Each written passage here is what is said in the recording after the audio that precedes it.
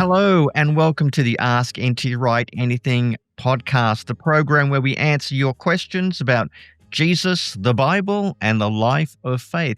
I'm Mike Bird from Ridley College, and of course, I'm joined by Tom Wright from Wycliffe Hall in Oxford. Tom. It is great to be with you once again. We've got some good questions this week on the authorship of Hebrews, who goes to hell, the Apocrypha, and I like the one on Hebrews. I think we need more Hebrews on this podcast because I've got your book here, The Vision of Ephesians. Right. I love it. And I mean, your books have different levels. There's like the New Testament for Everyone series of commentaries, which are very, very, very sort of light, great for the lay reader, something you can read. Bargain basement stuff. Yeah. Yeah, so something you can read before you go to bed at night.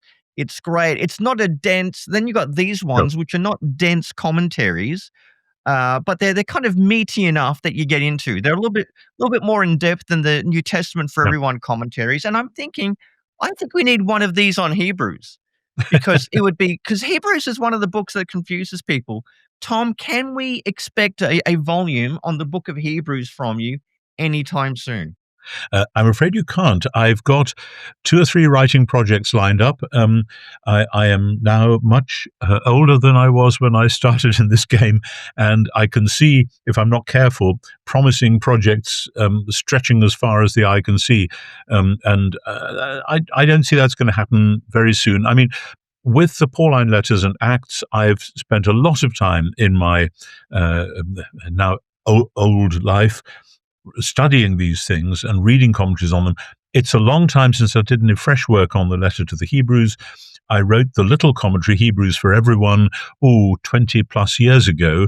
And though I have preached on Hebrews, I have obviously read it in the regular cycle of readings and have read the odd article here and there. I haven't done any fresh work on Hebrews. I've had all sorts of other fish to fry. And so in order to get back up to speed, to make any sensible contribution, that would be quite a lot of work, which at the moment I just do not have the time for. Somebody wise said to me many years ago that one shouldn't retire because you have twice as much work and no secretary. And that's exactly where I am right now. Seems to be no diminution in my work. I'm not sure what the word retirement is supposed to mean, but if it just means that I don't have any secretarial help, then don't expect anything out of the ordinary. At the same time, Hebrews remains fascinating. I did a lot of work of it when I was young, because when I did the Oxford theology degree back in the early 70s, the 2 main texts that we had for the New Testament in Greek were Romans and Hebrews. We had to do the 4 Gospels in Greek, and we had to do Romans and Hebrews, and they are hard, and they're quite deliberately. This was an Oxford degree, for goodness sake, and it was the kind of exam where you had passages for comment, where you had to comment on a bit of the Greek text, and there was no choice. It was comment on these passages, bang, bang, bang, bang, 2 from Romans, 2 from Hebrews. So you really had to know that text pretty well.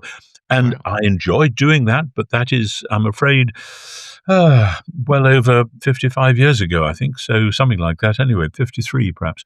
And a lot of water has flown under the bridge since then. Plus, I also know the people who are working on the new international critical commentary on Hebrews. That's Philip and Loveday Alexander, who are old friends of mine.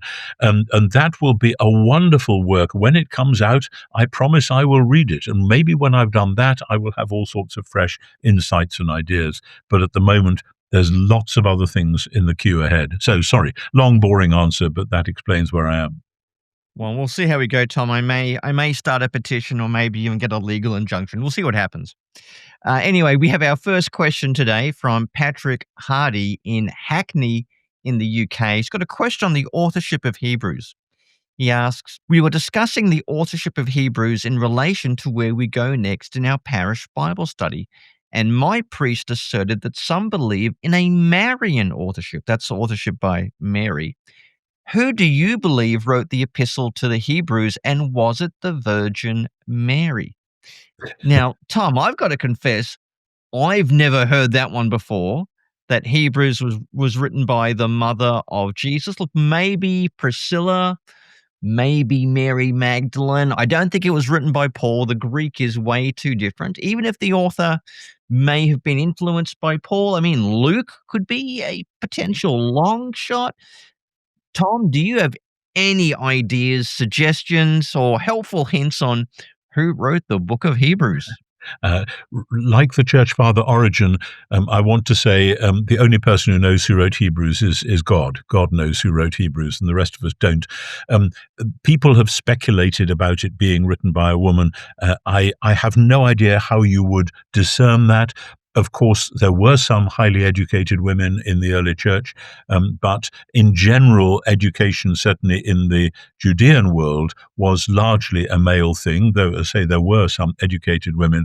But there's nothing in the text, I think, to suggest that this was written by a woman, and nothing in the text to suggest anyone else either. The trouble with guessing is that there are far more people around in the early church than we have evidence for. Yes, we know about the 12, we know about Luke, we know about a few others, but there are lots more other people who flit through the pages of Acts or the greetings at the end of Paul's letters, and it's quite possible that it was one of them, or quite possible that it was one of a great number who were already out there in the early church, and we can't be too sure. I mean, one interesting guess from a generation or so ago was that it might have been Apollos. Apollos, who turns up in Acts and in First Corinthians, and who is moving between Ephesus and Corinth and so on, and who is a man who knows his Jewish scriptures well, and who is in touch with Paul, although the relationship between them is a bit conflicted here and there.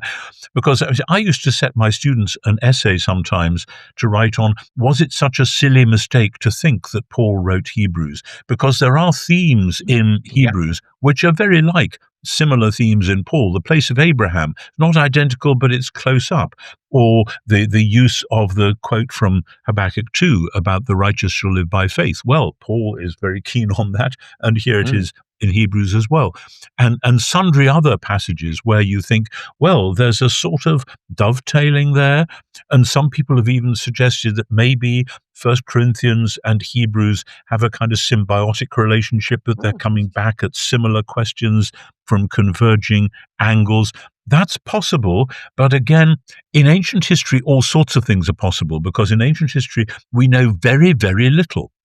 We actually know quite a lot about the early church compared with many other movements of the time before and after, because there's a sort of a bright light through the New Testament on the very early church. But as in most of ancient history, there are all sorts of people, movements, things, places, developments for which there is no evidence. Now, so that, for instance, when the Dead Sea Scrolls were discovered 2 generations ago, all sorts of things came to light which had not been guessed at before. Nobody knew that there was a group of people like this with these beliefs and using the text in these ways. It's perfectly possible that somebody will come upon another cache of documents. I mean, the library at Herculaneum, which just now, through contemporary technology, they're able to get at some of the, I saw in the paper the other day, there's a text by an early Stoic, which we've known about, but we haven't had the text before. And that, guess what? That was in the library at Herculaneum. There might be lots of other stuff. There might be all sorts of Christian literature. That's one of the exciting things about being an ancient historian, the possibility of new things turning up. But at the moment, just speculating, perhaps it was Luke, perhaps it was Apollos, really doesn't get us any further. I think what I really do want to say is, if it was important for our understanding of the letter, or for our understanding of Jesus and God and the gospel, that we should know who the author was, I think we would have been told. I think this is one of those puzzles that we ought to say, actually, I think we have the Bible God intended us to have. And this Bible does not have a name for the author of Hebrews. Therefore, as far as I'm concerned, it's fascinating, but ultimately, for practical purposes, it's a non-question. Okay, so we can take it then that it was not written by Mary, the mother of Jesus. Fair enough. You can't prove a negative, but That's true. it seems to be highly unlikely. Yeah. Well, we've got a second question as well from Patrick Jones, someone I see around the social media sphere a lot, from Northport, USA, who's got a question about the kingdom and the final things. He asks, proclaiming, anticipating, and willingly allowing God to bring about his kingdom in and through Christians is a major aim of our discipleship. That is so much more than just telling people to repent and be baptized to be saved from hell, although obviously sharing the good news of Jesus includes a message of salvation. Given that, what then, from an eschatological standpoint, happens to those who do not follow Christ, either because they have not heard of him or because the proclamation of the gospel that they have heard is so distorted by party politics, hatred, and personality cults that it's completely understandable why they might reject the caricature of Christ that is presented? In other words, who goes to hell and why? I'll be, in a sense, damning people twice if they're presented with a distorted version of Christianity. Will anyone be judged for rejecting a false gospel, a false Christ, or a really bad synthesis or syncretism between Yeah, Christianity and some kind of political culture? What yeah. say you, Tom? I think the first thing to say is that thank God that I am not God and that neither Mike nor I are God. Mm, And it isn't up to us who God ultimately welcomes and calls his own, and how that plays out. These are mysteries which, just as Jesus himself said about the great coming day, he said, of that day no one knows, not the Son, not the angels in heaven, only the Father. So in the same way, I want to say there are all sorts of things about the ultimate future of all human beings which are known and will be known to God and which are hidden from us at the moment. I think what's happened here is that people who have preached the gospel and have seen people come to faith and have seen a genuine change in their life and a new love of God and scripture and so on, and see that's what being converted looks like. Well, supposing they hadn't been converted, supposing mm, they'd stayed in the sort of people they were, what might have happened to them then? And when you get that, then people say, well, there it is. If you're going to be saved, you've got to have all this stuff happen to you. And, do you know, I've hung out around church circles all my life, and there are many people I know of whom I want to say, this person, I'm quite sure, has the heart of the matter in them, but because of muddled teaching, because of bad examples, because of all sorts of things, they are not presenting in the way that a good modern Protestant evangelical Christian might expect them to. Now, this is not a cheap way of sliding down into some sort of universalism. I've never been a universalist. It seems to me mm, that the New Testament presents us with a fairly stark choice, that there is the possibility of final loss. The question then is, how would we describe that final loss, and how might we hazard a guess as to what constitutes candidacy for that final loss? I mean, that's the question. And I think, again, I want to say, I don't want to be too dogmatic about this. I don't want to be undogmatic and say that, we don't know anything at all about it, because I think we do know some things. I think we do know that anyone who comes to Jesus and says, Lord, I believe, help my unbelief, that person, they will embrace Jesus, Jesus will embrace them. And even if things look a bit rocky and dodgy on the way, well, things look a bit rocky and dodgy for most of us at certain mm. stages. Sooner or later we hit patches like that. Does that mean we've fallen out of God's goodwill and pleasure? Probably not. It might do, but we have to be able to look in the mirror and say, am I fooling myself? Have I just been a hypocrite all this time? Is this really who I am, or am I just making it all up? I think we all need, as a regular spiritual exercise, to go through that kind of thing, like a spring cleaning. But then I do want to say that when you look at the other end of the scale and look at people who systematically corrupt, deface, distort, destroy, other human beings, Mm. other countries by their political actions, um, uh, communities of people, including Christians, because they behave in such a way that it turns people away from the faith, etc. When you look at people like that and say, is God going to say at the end of the day, well, okay, never mind, I love you all anyway, then I find that very difficult to believe. Now, the danger with that is that I then sit on my high horse and become judgmental and say, well, Mm. I know I'm okay, but obviously Adolf Hitler isn't. Well, we choose the easy examples to fire off our salvos at. But it does seem to me that when people initiate or collude with thoroughly wicked, dehumanizing public or private behavior, I think I want to say they are in effect spitting in the face of the good creator, of God himself, and saying, yeah, maybe you did make this world like this, but I don't care. I'm just going to go my own way, and you can sort that out. And I think, as C.S. Lewis said once, there are only two sorts of people: those who ultimately say to God, your will be done, and Yeah. those to whom God will at the last say, your will be done. Now, how that great divide falls out, it's really quite difficult to see. There are times in the New Testament when we can see people turning very definitely away from God, away from Jesus, and Jesus appears to be saying they are on the way to final loss. Now, I mean, Judas would be the obvious example when Jesus Yeah. says it would be better for that man if he'd never been born. Now, he could hardly say that if he knew that Judas was going to spend all eternity rejoicing in the presence of God. It really implies that Judas is not among those. But what does that final loss look like? Here, our medieval imagery of hell really Mm. doesn't help, where I know many people in America, particularly these days, but in other parts of the world as well, are brought up thinking that believing in Christianity means believing in heaven and hell, that you either go to heaven or you go to hell. And I've spent much of my life arguing that's not what the New Testament says. New Testament is about new creation. And then the antithesis of new creation is to lose out, to miss out, not to be part of the new world which God is making. And from one point of view, the best way of talking about that is destruction or death, so that there is a sense in which the theological position known as annihilationism has something going for it, that when people ultimately turn away from God and say, I do not want anything to do with you, whether explicitly or by implication through what they do, then that person simply ceases ultimately to exist. Or we could say, and I've tried to argue this here and there, they cease to exist as an image-bearing human being.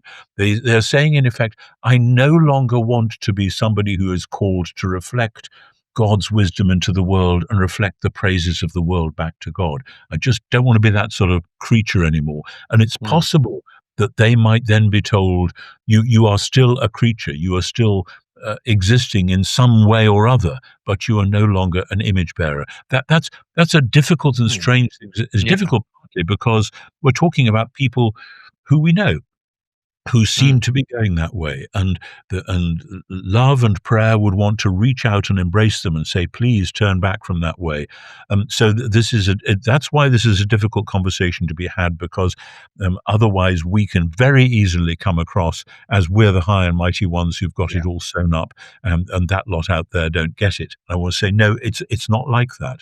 Once you look at the big issues, we all need to embrace humility and say, we don't know, and we are clinging on to Jesus.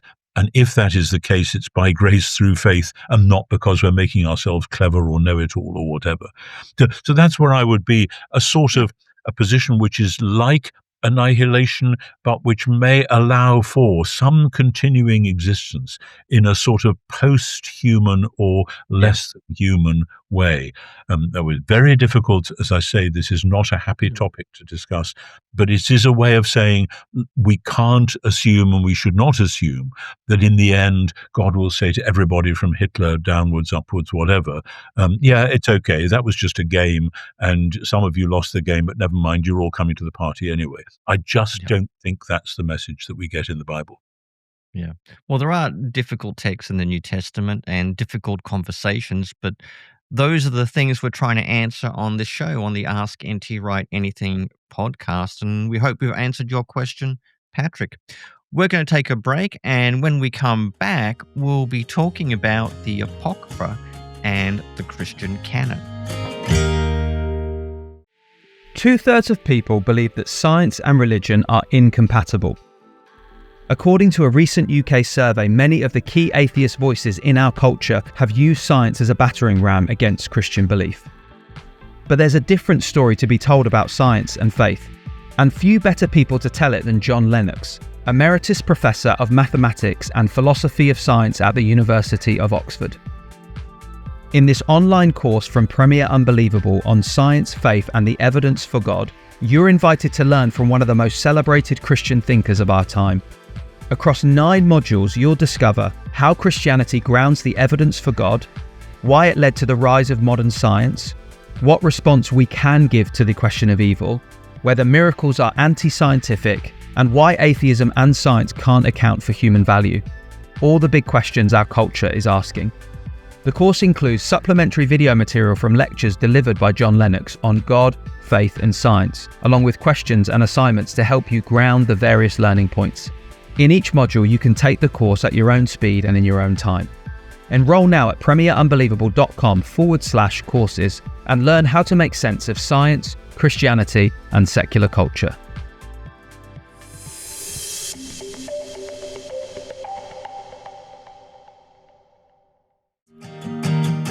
Welcome back. We have a question from Sydney, Australia, from my compatriots down under. Harrison Baker asks, I have greatly enjoyed reading through Dr. Wright's Christian Origins and the Question of God series. I mean, me too. It has had a profound impact upon me and my theology. I would like to inquire, however, as to the position of the Deuterocanon in Christian belief and practice. Now, that's the body of writings called the Apocrypha. As members of the Worldwide Anglican Communion, I assume that you both hold to a 66-book canon. But seeing the wide use of the apocryphal and pseudepigraphical books in texts in their recognition as historically important in first century Judaism, I must ask, what place should the Deuterocanon occupy in the life of a professing Christian? So I think that's a good question, Tom, because our 39 articles of the Anglican Communion list for us the 66 books of the biblical canon, but it does talk about the Apocrypha still being useful to read. Yeah. And I have seen some, so we say Anglo-Catholic churches in the, within Anglicanism, where they will do readings and sometimes even preach from texts in the Apocrypha. So if I could make this practical, if you were in a church service, would you do, say, a reading from 1 Maccabees, and would you preach from 1 Maccabees if so asked? So Yeah. I think so. I mean, would you do if you were just invited to, I don't know, lead a service? Maybe you're being like an interim vicar in somewhere like Assisi or somewhere in the remote Scotland. Would you read from 1 Maccabees or preach from 1 Maccabees if asked?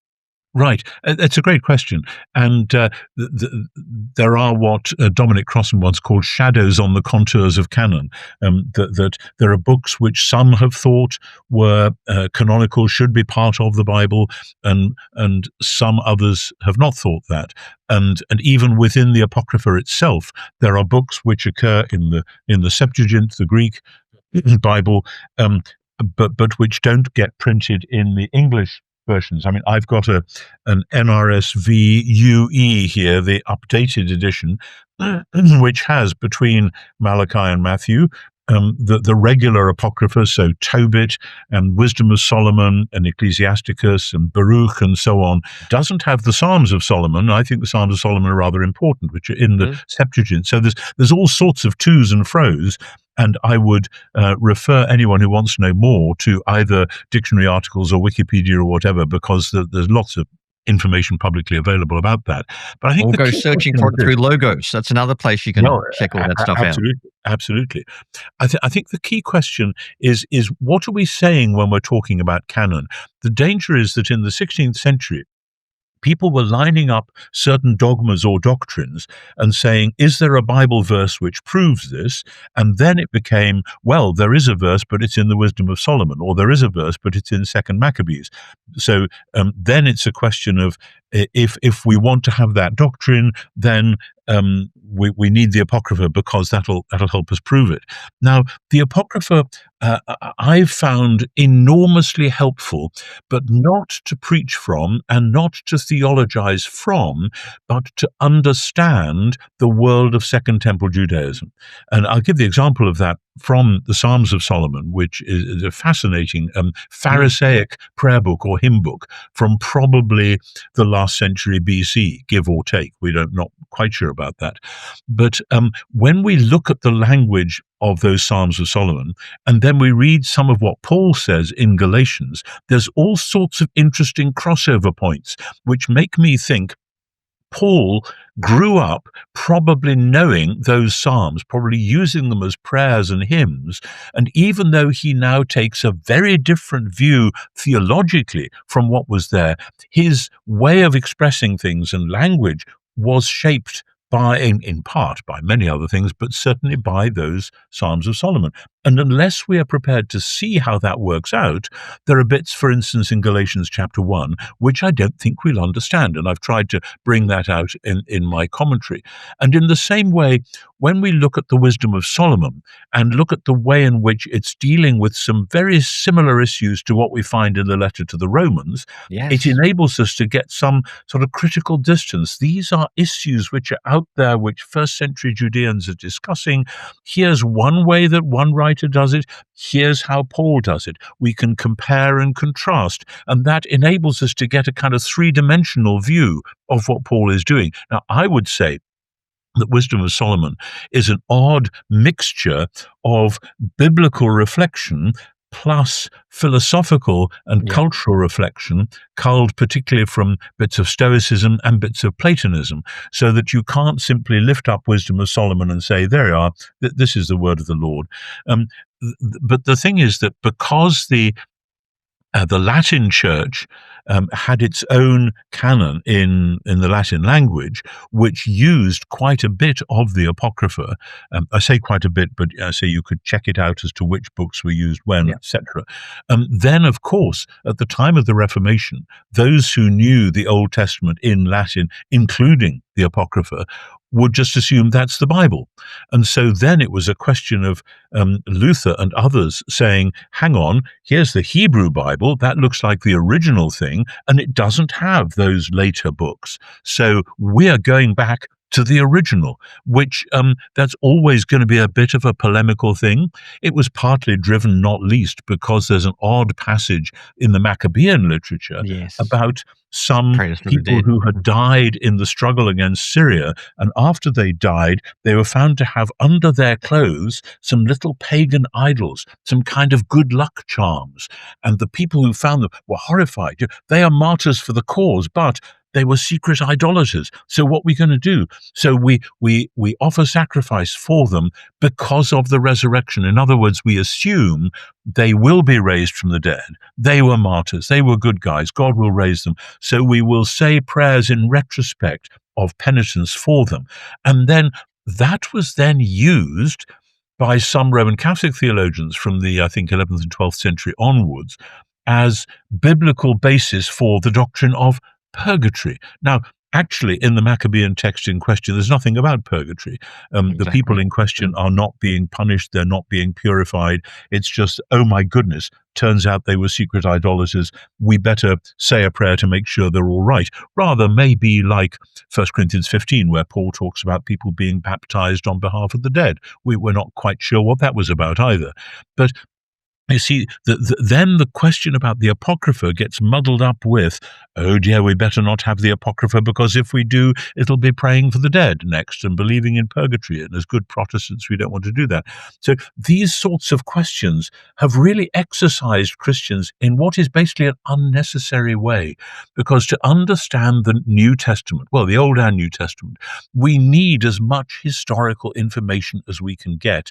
And the Apocrypha supply us with a lot of material about how Judeans in the period between, say, Malachi and Jesus, how they were thinking, the way they were praying, the ways in which they were taking some of the existing Jewish traditions and developing them. And that really helps to color and shape how we read the New Testament. So it's not that the Apocrypha is fully canonical and we can treat it just like any other bit of the Bible that we preach from, but that it really does help us to understand the bits that we do preach from. So there's a kind of a cheerful to and fro give and take. Now, it's possible that if I was in a church where they said, we really want you to preach on Wisdom of Solomon, chapter 3 or whatever, then I might say, okay, I'm going to nest it within the larger biblical canon, but I will expound that passage and I will show what it's doing and how it works and so on. But I wouldn't, at the end of the reading, want to say, this is the word of the Lord, or for the word of the Lord, thanks be to God. Maybe I shouldn't be too worried about that. But you see, there are some wonderful bits in the Apocrypha, like the Song of the Three. All ye works of the Lord, bless ye the Lord, praise him and magnify him forever. That is actually in the morning prayer service in the traditional Anglican prayer book. I love that poem. I actually pray it day by day. I know it's apocryphal, but it's one of the great hymns of all time. Why should we not use it? And so on and so on. So you hear, I hope, a nuanced response coming through there.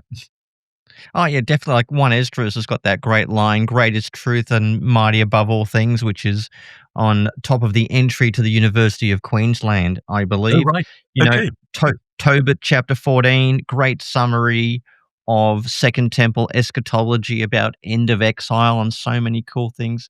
So, I tend to say, people should, rather than read the Left Behind series or prairie romance novels, or the Case for the Purpose-Driven Best Life Now Shack Code of the Holy Jezebel Prayer Festival, rather than read that kind of stuff, you should probably read the Apocrypha for the great background it provides to both, the end of the Old Testament, but also the beginning of the New Testament period. Absolutely. Absolutely. Yep. Good. That's all we have time for today. We hope you've enjoyed those answers to people's questions. Remember, keep sending us your questions. Go to askntwright.com, submit a question there, and we are positively giddy. We are evangelical about answering your questions. In our next episode, we're going to look at where do dead souls go? Will I be perfect in the new creation? And biblical budgeting. But before you get into that, remember, you can sign up to our bonus episodes. Now, Tom, you enjoy answering people's questions, don't you? Yeah, absolutely, yes. Yeah, and I enjoy feeding them to you, but in our bonus episodes, we kind of get a chance to do a deep dive into topics that we've come across, things that we find interesting and exciting, and we get to do a little bit of lengthy biblical exposition. I mean, we've been for ages, it feels like, going through Acts. We're about to finish it up, then launch into Ephesians. So that's some good stuff, isn't it? People who get the bonus episodes get some good material. Yes, I think so. Hope so. Yeah, indeed. Well, if you want to get into that, then go to askntwright.com, click on bonus episodes and subscribe. And with the price of basically a coffee, you get 4 extra episodes a month. But otherwise, we will keep answering your questions on Ask NT Wright Anything. Until then, I'm Mike Bird. And I'm Tom Wright. And we'll see you for the next episode of Ask NT Wright Anything.